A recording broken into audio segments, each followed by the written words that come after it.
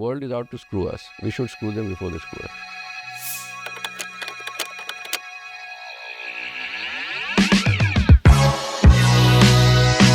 अभी क्या है जिसको जो करना है करो. There is a severe problem in the US economy. One guy has just gone crazy. Generated about $79 billion out of import tariffs. Bottom of the population has not seen any improvement in standard of living. So that is the tariff shock. No? So I should not be jealous ke Neelkanth.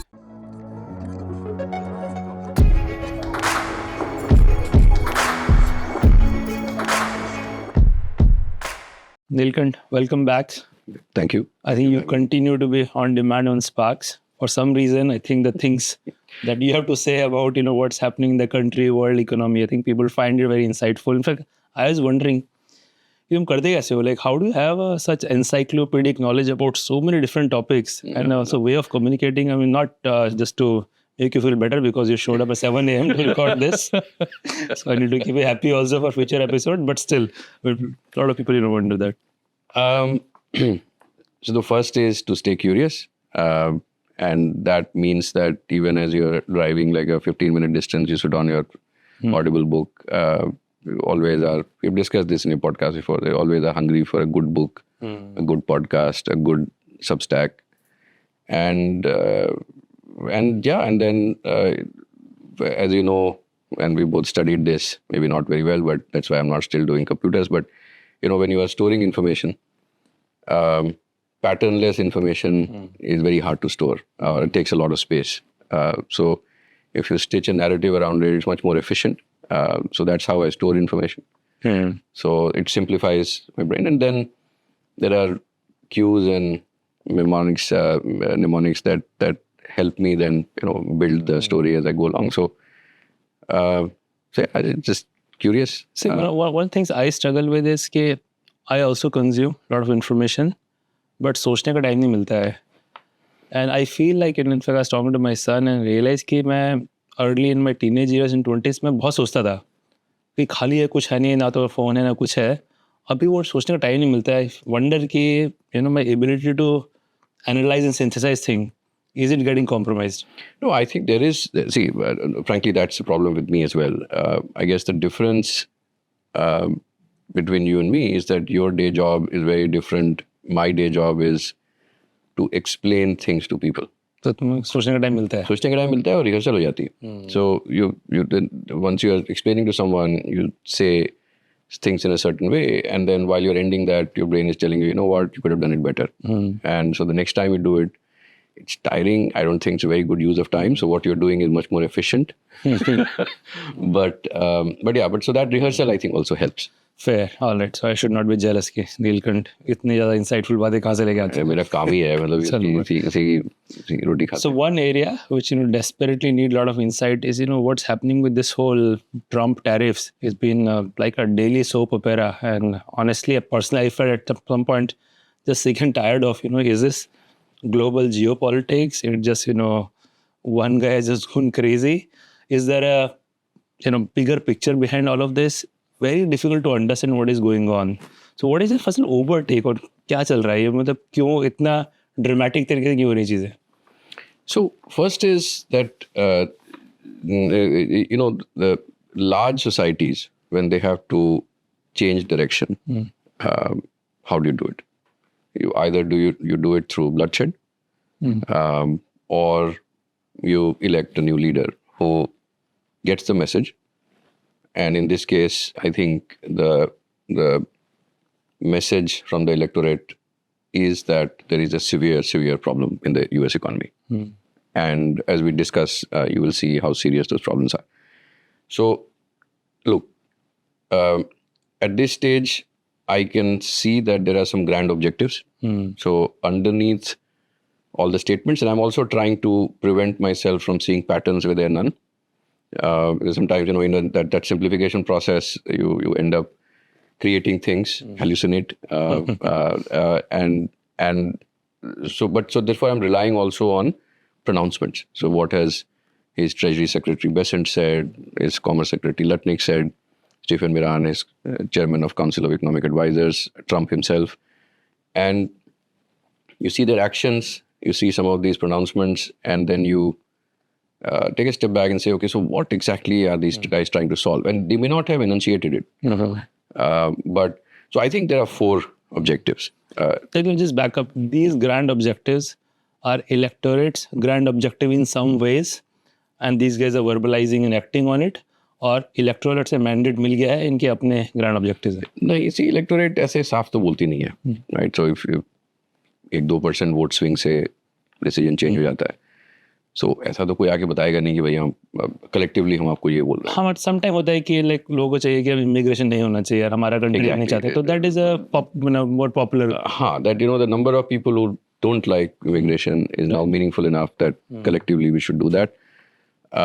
And yeah, so there is, so I think the first big objective is political, which is that the US has had a significant increase in income inequality.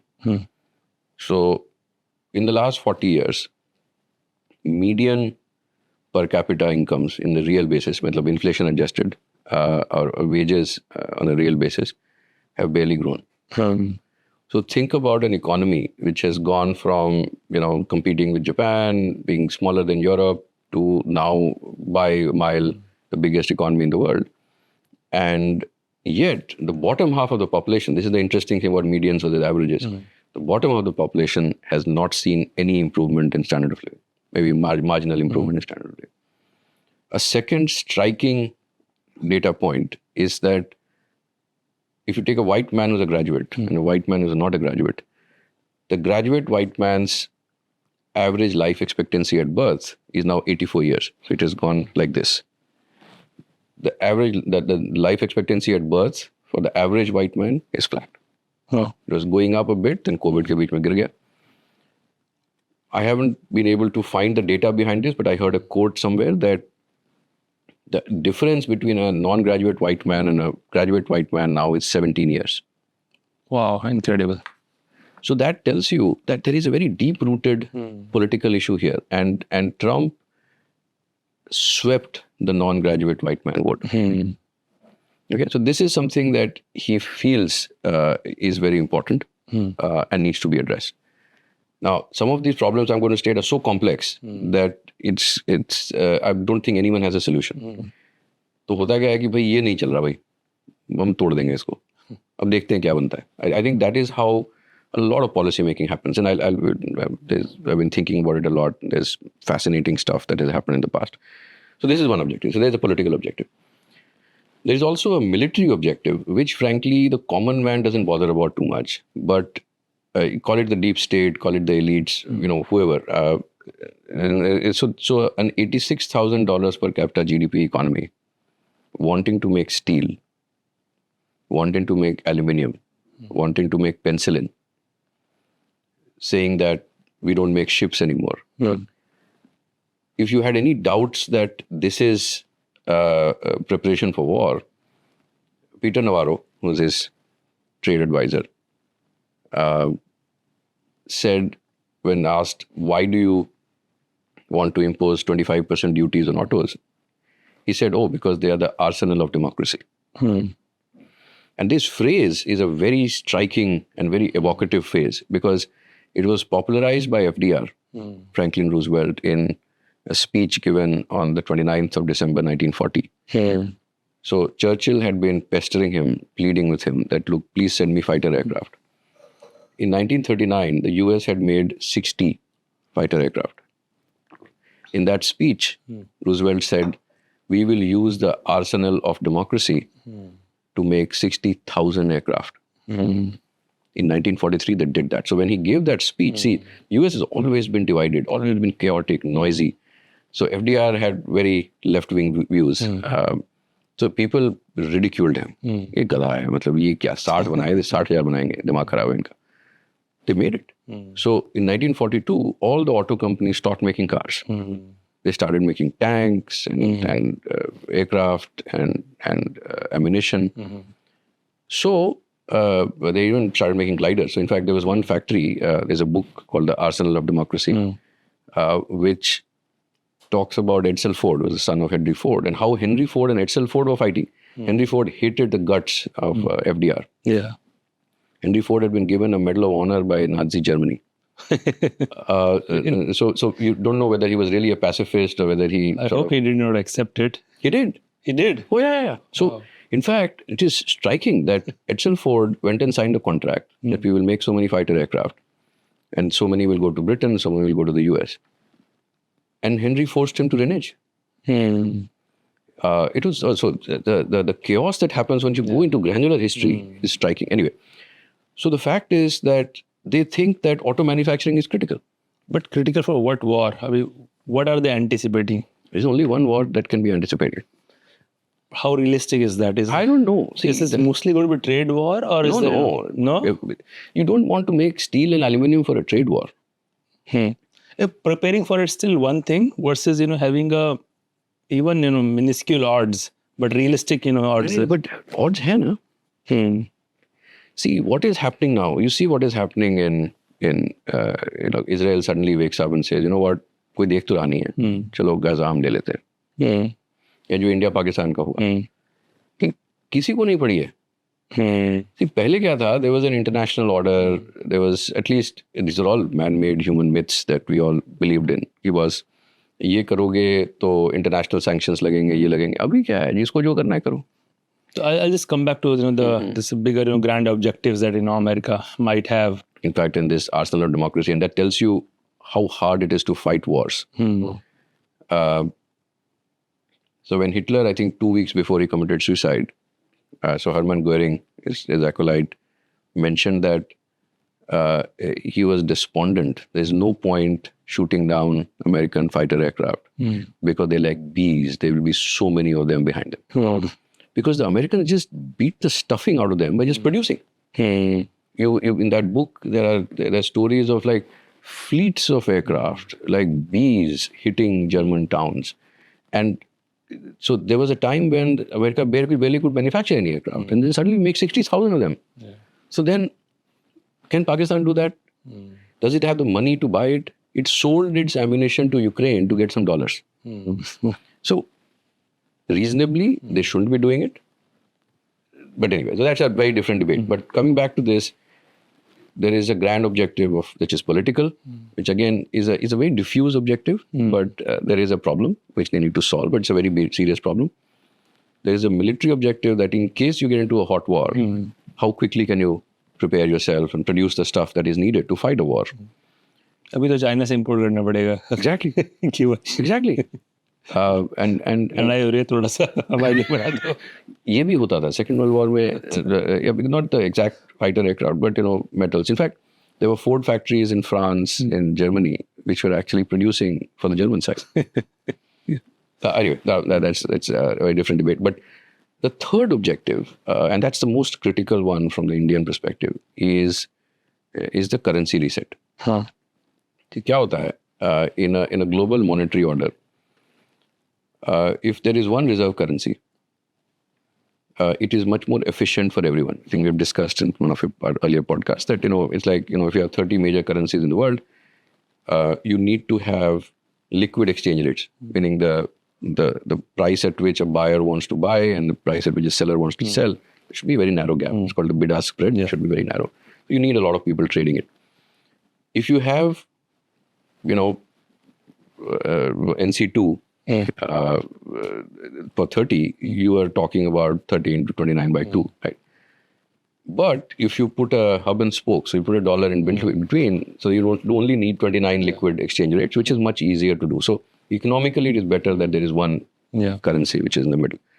Now, the problem is that if that currency, which is then called the reserve currency, becomes, that country needs to have a current account deficit. So again, I'll spend a minute on this. See, if I need the dollar to prove to you that I'm a safe company or country or whatever, I need to accumulate dollars. Now, if there is US, I need to provide them something so that they can give me dollar. And the dollars I hold are their liability. Right. So they have to have a current account deficit. And their liabilities will keep going up. This is the nature of this model. Now you see the problem. That after a while, the liabilities go very high. There are scenarios, and I don't want to get into academic debates, but there are ways in which this can be sustained perpetuity. But what the US did, I think, after 2008-9, is by losing control of its fiscal deficits, it allowed the liabilities to explode. So now is what, 150% of GDP? 90%. So, the liabilities are 200%, but net liability. So what happens is, so there are three types of entities. So there is the government, there are corporates, there are households. So for a country, you just add up these three. So their gross liabilities are now $62 trillion. Their gross assets, so they also own, like they own Indian equities, Chinese equities, land, whatever. That's about 34. So the difference is minus 28, which is minus 90% of GDP. Now, just for scale, it was only minus 20% in 2008. It was minus 40% in 2018-19. It's now minus 90. So it is like going like this. This is very similar to the Nixon shock of 1971. So there is a real effective exchange rate, which is a measure of currency strength and weakness. The dollar on its rear, the REER, is exactly where it was in 1971, in 1985, just before the Plaza Accord, and now. After the 71 Nixon shock or the Smithsonian Accord, which was agreement at that time, and the 85 Plaza Accord, the REER for the dollar fell by 30 to 40%. So in this is current situation bad for America? Terribly bad. So what has happened now is that one, the dollar is so strong, so a lot of the manufacturing anyway can't happen. I would say that it is their own doing, and they wasted the exorbitant privilege they had of being able to print the reserve currency. They completely destroyed it. I think that they're just irresponsible. And you should just quickly explain the way. Strong currency means imports are very easy, but exports are hard. It's just the... Exactly. So imagine if the dollar was 30% cheaper. Now, of course, there will be a one-shot increase in their inflation and some adjustment, and they'll have to consume a bit less. It will not be painless. But if you let it drift, it will break apart at some point because it's like kind of feeding into an unsustainable situation. So there has to be an adjustment. And in 1971 and 1985, the last two times it happened, so the adjustment process was against what I would call friendly currencies. So it was like in the Plaza Accord, it was on the Deutschmark and the JPY, Japanese yen. And in both places, America actually has a military base. See, when it comes to these kind of adjustments, brute force helps.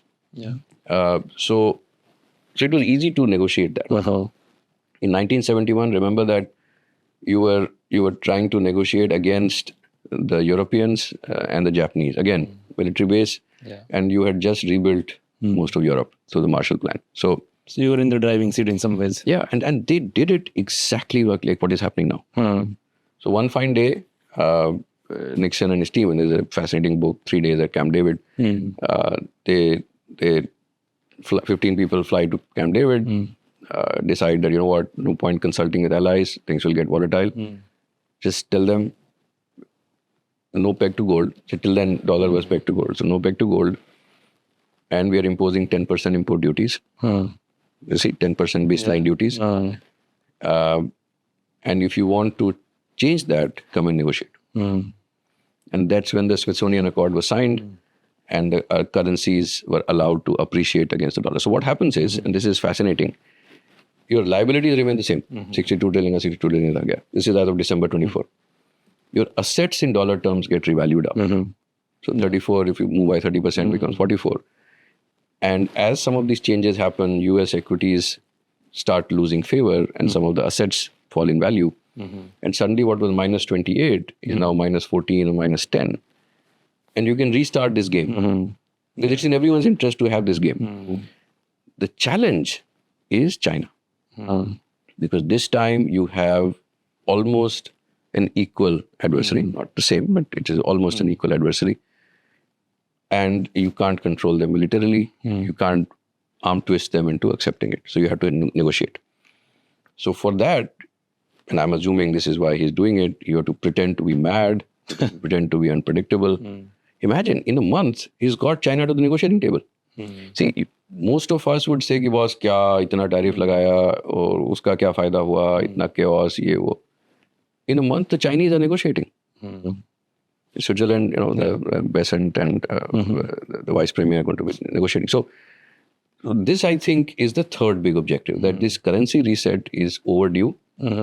If it is not done, things will not sustain, and the alternative. What do you anticipate this currency reset to what degree? I mean, just let's look at from the rupee point of view. But right now it's about maybe 5% appreciation for rupee with respect to dollar. Where does this? Yeah, so USD INR pe aate hain, because it's a trickier one. But see, what is needed, and then what is achievable. I would say that a 35-40% drop is needed. 35-40% has to be, because see, it has happened in the past. But the challenge is that you can't engineer it as easily as you did at 1971, 1985. See, उस समय क्या था कि the financial markets were small, global markets were less interconnected.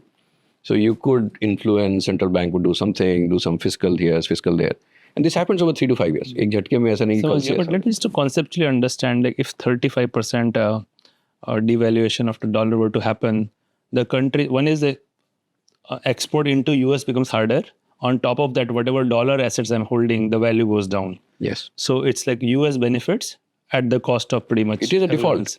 It is a default. कि पहले हमने reserve currency करके आपको पकड़ा दिया कि भैया डॉलर लेके बैठो, दुनिया बोलेगी कि भाई ये बड़ा स्ट्रॉन्ग आदमी है. और फिर क्या गया जी, सॉरी जी, जो सॉरी भी नहीं बोलेगा ट्रम्प तो हम तो आपको फेवर कर रहे हैं. I know. So but that's what happened, right? So and this might is right. You look at how it's always been right. Yeah. So look at what happened. So the charade that there is a multilateral rules-based order was very helpful for getting the world together and reducing poverty and all of that. And I'm hoping that we get to some other such charade. But underneath that charade was might. And so look at the Bretton Woods agreement where the dollar became the central currency. But then you think about कि सारा Bretton Woods में था कौन? Italy, Germany, Japan had been beaten. The UK was completely broken. Yeah. And the number of times Churchill was pleading and begging was ye de do, wo de do. India, China were non-existent. It was only the US. Yeah. You see why Keynes kept opposing. He said it's not going to work, and it didn't work. The dollar peg didn't work, and so but no one listened to him. 71 the same. And you see the comments. People think that Trump administration and somehow are unique in their sort of bad words or selfish nature. John Connolly was a Treasury Secretary under Nixon. Used words like, "Oh, the world is out to screw us. We should screw them before they screw us." And that is why this peg to gold was broken and all that. So and they said the same things that they're saying now, which is that look, the dollar has been so useful for the world. We are doing national service, or we are doing international service by allowing the currency to be used outside US borders. Right. And the world is benefited. What do we gain out of it? So understood. This is the third grand objective. Fourth is tariff to get fiscal revenues. Now, this again is like the first. See, the first two objectives you get. The third one also you get. The fourth one, I don't even get the objective. But they want to generate revenues out of this. So but most economists disagree कि meaningful revenue नहीं हो सकते ऐसे. नहीं, revenue तो आएगा. It is not an economically efficient way to generate revenue. So between 1866 and 1913, so after the end of the Civil War to the start of the First World War, 50% of US federal fiscal revenues came from import tariffs. Income tax had been introduced shortly during the Civil War, but then it was removed, and it was introduced at 1% in 1915. So the Trump administration and a lot of the believers and thinkers behind it are absolutely fascinated by the pre-World Wars isolation of the US. कि बहुत अपना काम करो, कि जाके दुनिया में दादा बनने का, कि भाई हमारी बात सुनो, हमारा भाई करो. वो सुनानी उनको है, लेकिन कि global policeman, it's too expensive, can't afford it. Which someone would have said that this should have been done after 1990. एक बार अब USSR खत्म हो गया तो आपको withdraw कर लेना था, आपने किया नहीं. So this is the so anyway, so they want to generate revenue out of it, and they want to use this to give a tax cut to the people. So they are saying that देखिए ये हम जो foreign evil manufacturers हैं, we will charge them something to access the great American market, and the money that we make out of it, we'll give a tax cut to the low-income earners in the US. That's the grand plan. Now, in 2024, they generated about $79 billion out of import tariffs. Only 17. Exactly. And well, it's a lot of money, but you're absolutely right that in the $30 trillion economy, their federal receipts are $5 trillion. Their fiscal deficit is now this year going to be 2.2, 2.3 trillion. Usme, there's 79 tha, but what they I think will end up with is an extra $400-500 billion this year. So that is the level of the tariff shock, no? This year hoga ki nahi pata nahi, but because there's front loading and so there are lots of things, and half the year is gone because their year is October to September. So, but on an annualized basis, so if you put 10% baseline tariffs on everything, तो पहले 2.3 था, so they import about 3.5 trillion. So 79 billion is 2.3% of that. If your baseline tariff is 10, तो 4x ऐसे हो गया. उसके ऊपर आपने steel, aluminium, semiconductors, फलाना डिमांड autos, सब पे 25 लगा दिया. Demand will also drop. Demand will also drop. No, I know. So sensitivity, I mean, so people whose job is to do this, and so their estimates are that 400-500 मिल जाना चाहिए. Now, the reciprocal tariffs, especially against China, are effective in embargo. तो उसमें तो import ही नहीं होगा. Correct. So those things will happen. But so anyway, so these are the objectives. Now, the challenge is that there is no strategy. कि आपको ये सब करना है, but कैसे करें? कौन बताएगा? किसी को decide करना है. तो जैसे वो ChatGPT के basis पे जो reciprocal tariffs बनाए, but see, that is how decision making has to happen. See, if you read this, the Keynes book, fantastic book, The Economic Consequences of the Peace, what were the problems that Keynes saw with the Treaty of Versailles, basically where Germany was hammered. And look at the data is throwing.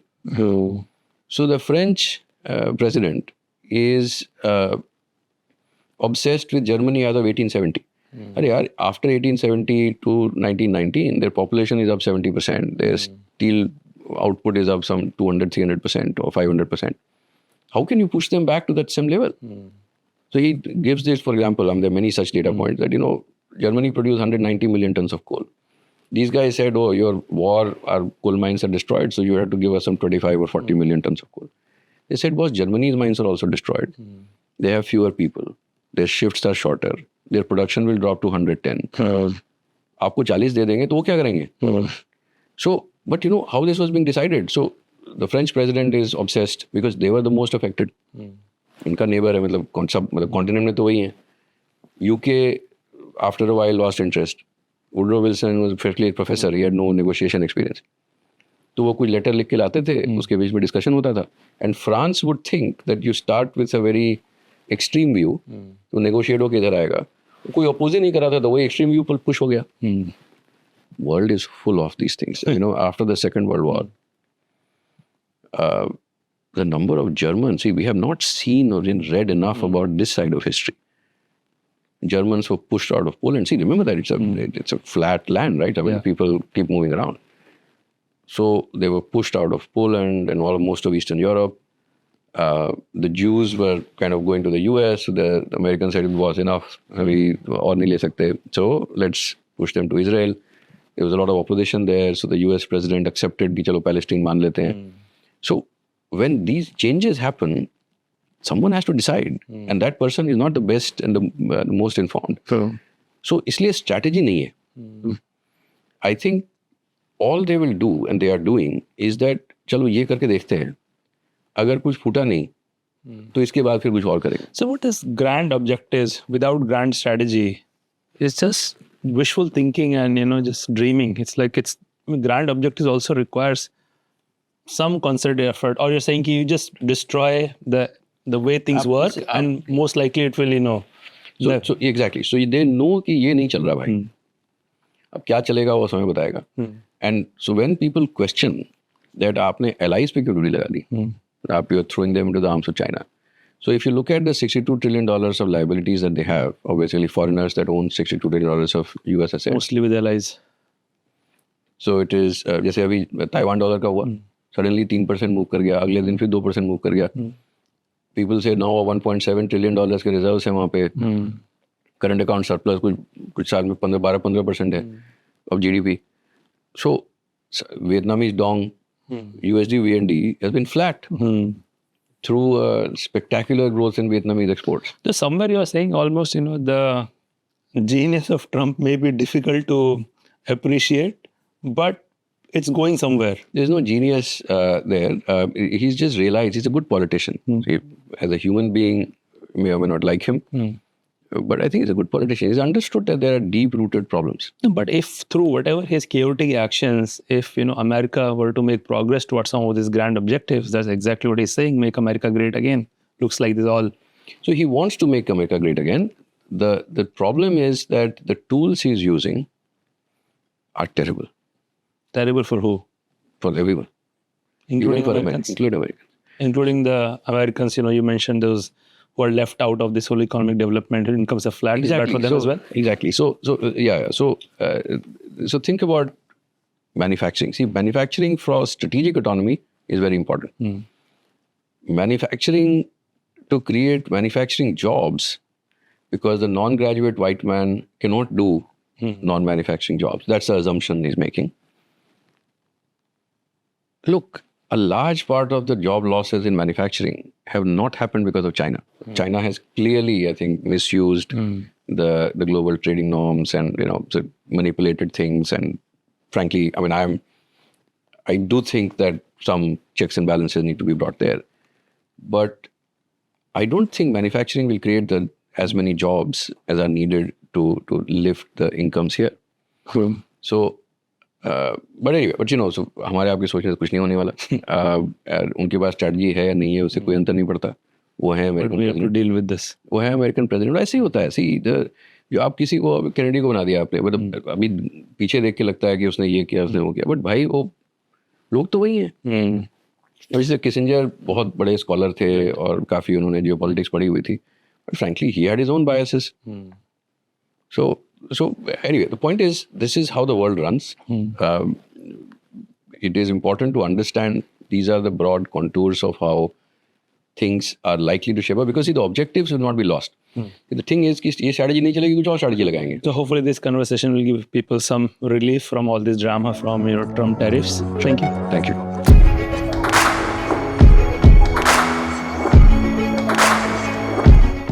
At SparX, we aim to bring to you stories of exponential impact.